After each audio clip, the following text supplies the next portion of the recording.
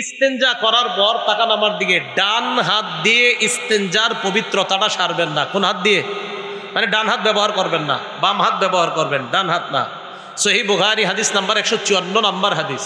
ক্বালা রাসূলুল্লাহ সাল্লাল্লাহু আলাইহি ওয়াসাল্লাম, আল্লাহ নবী বলেন, ইদা বালা আহাদুকুম, তোমাদের কেউ যখন প্রস্রাব করে, ফালা ইয়াখুযান্না যাকারাহু বিয়ামিনিহি, সে যেন তার ডান হাতের মাধ্যমে লজ্জাস্থান স্পর্শ না করে। তোমাদের কেউ যখন ইস্তেঞ্জা করে, প্রস্রাব করে, সে যেন ডান হাত দ্বারা তার লজ্জাস্থান না ধরে, স্পর্শ না করে।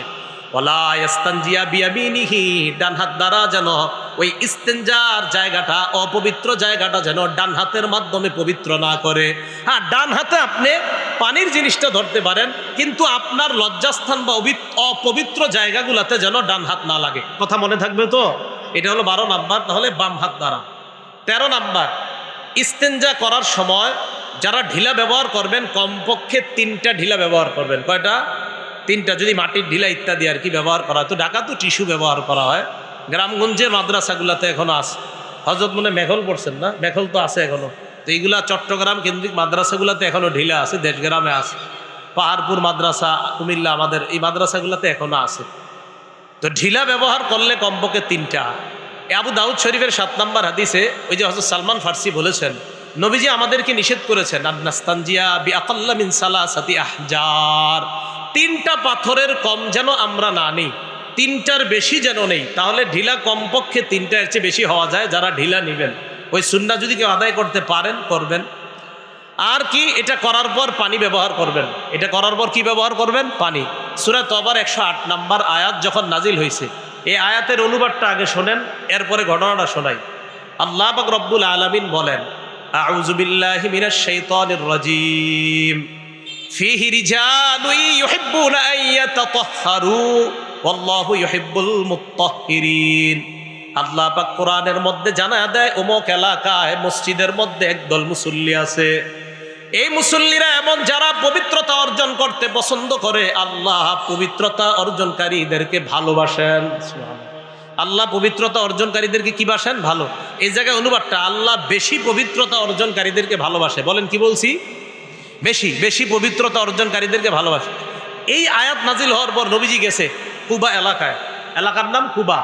এই কুবা এলাকায় যাওয়ার পর নবীজি কুবাবাসীদেরকে বললেন, তোমরা এমন কি আমল করো, কিভাবে পবিত্রতা অর্জন করো, যে তোমাদের ব্যাপারে আল্লাহ কোরআনে আয়াত নাজিল করে দিছে।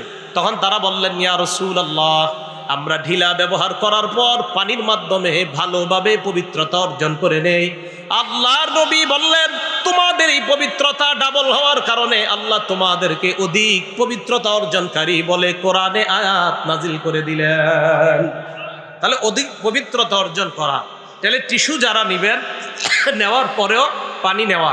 টিস্যু নেওয়ার পরে কি নেওয়া বলেন? পানি নেওয়া। এটা অধিক পবিত্রতা। বিসমিল্লাহ। 14 নাম্বার, হাড্ডি দ্বারা, কাগজ দ্বারা, কয়লা, এরপরে আপনার শুকনা গোবর ইত্যাদি, এইগুলা দ্বারা ইস্তেঞ্জার জায়গা পরিষ্কার করা যাবে না।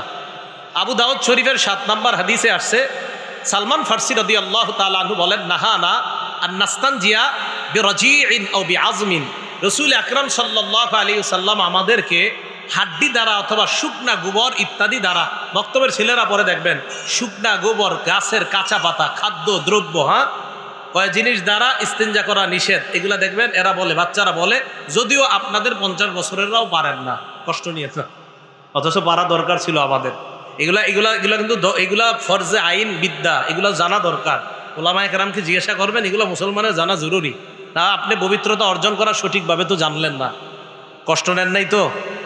তাহলে কষ্ট না নিলে শিখে নিয়েন, শিখবেন, শিখে নিয়েন সবাই। আল্লাহ শিখার তৌফিক দান করেন।